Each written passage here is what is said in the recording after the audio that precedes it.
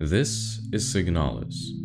If you're here for some lore, I'm pretty lost myself. To those who are still here after this spoiler warning, welcome to this horrifyingly deep, but also beautiful pixel game. Full to the brim with puzzles, a lot of puzzles.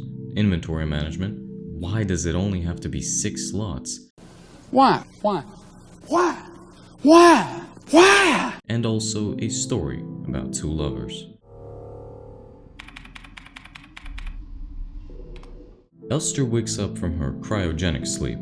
The visual storytelling really wants to show that something is definitely not right. Plenty of documents and books can be found whilst exploring. They sort of serve as a tutorial, so you kinda need to start reading. After getting a spacesuit, Elster walks outside to look for her crewmate, and goes down a huge pit, where she finds a book and a computer that starts to transmit a message. This is where the regret comes in, because I didn't pay attention in German class. Remember our promise. That is the main driving point of the story. What promise? I didn't make any promises. Anyway, Elster continues her way down the facility. She happens upon a fellow survivor who is slowly dying, or replica to be more precise. These replicas are made to serve humans in doing tasks more efficiently. There are a lot of varieties that are responsible for a variety of things to do. Elster is a jack of all trades. She's well trained in combat and has good cognitive abilities. Eventually, she finds a pistol, and like in any survival horror game, once you find a gun, soon you'll have to use it. Elster meets a Gestalt. These people are actual humans who are responsible for taking care of the replicas, but she's too busy to have a longer conversation or be by Elster's side in this rundown place.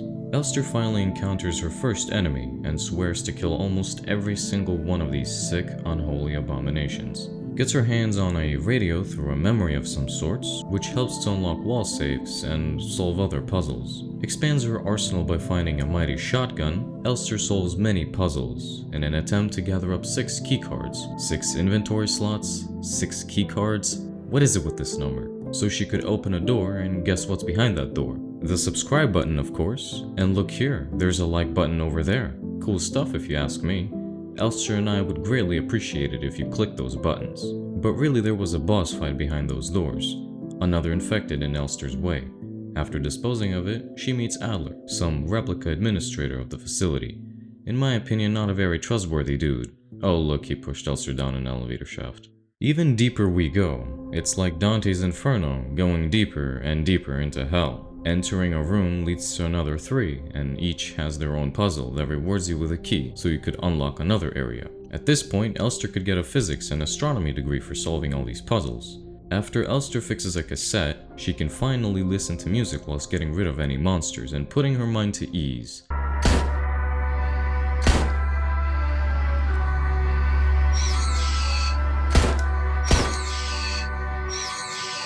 Ah, Swan Lake. Nothing better to listen to when trying to cling on to dear life. More shooting, solving, and running away later, Elster finds a diary detailing Adler's declining mental state. This disease is more than just some infection. It first makes sure that you go completely bonkers. Guess what time it is? Going even deeper, this time into the mines. Apparently, Elster's crewmate/lovers probably down here. Adler is completely crazy and is trying to hunt the Gestalt that was introduced from before, but fails horribly and gets a knife to the face.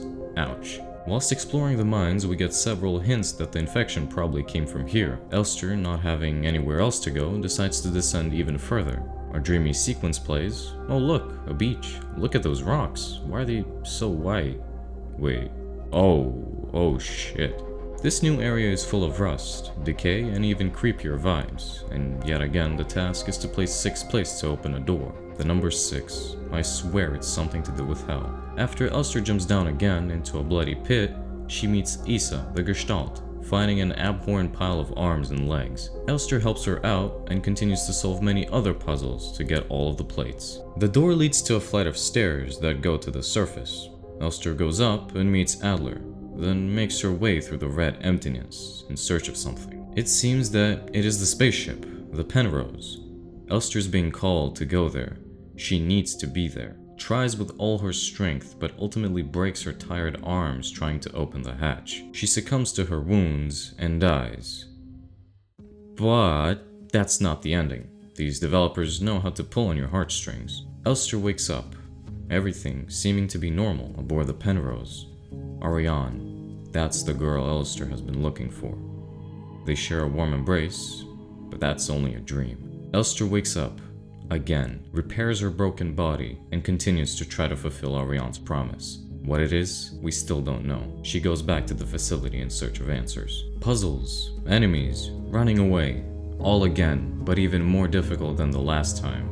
6 tarot cards. Again, the number 6, not even a coincidence at this point. This is hell, a nightmare that needs to be finished. Meeting Isa once more, she couldn't take it, not one bit. This nightmare was too much for her. But for Elster, this gives her more strength to continue forward. All cards placed, all puzzles solved, this is the final stretch. A boss fight ensues against Falke, one of the strongest replicas. Spear after spear, shot after shot, barely clinging on for dear life. Elster manages to deliver the final blow. Meeting again with Adler, he mentions that this is not the first time, that Elster is a monster for doing this. Adler stabs Elster in the eye and she dishes out a killing blow to him, again going through the same red emptiness, searching for her. With the last bit of strength, she enters the Penrose and meets Ariane. This is the promise to end this nightmare that Ariane is responsible for. Elster does just that and succumbs to her wounds by Ariane's side for the last time. This is only one ending out of a few, but in my opinion, one of the best outcomes to this story. The simple reason is that the nightmare is finally over. Thanks for watching.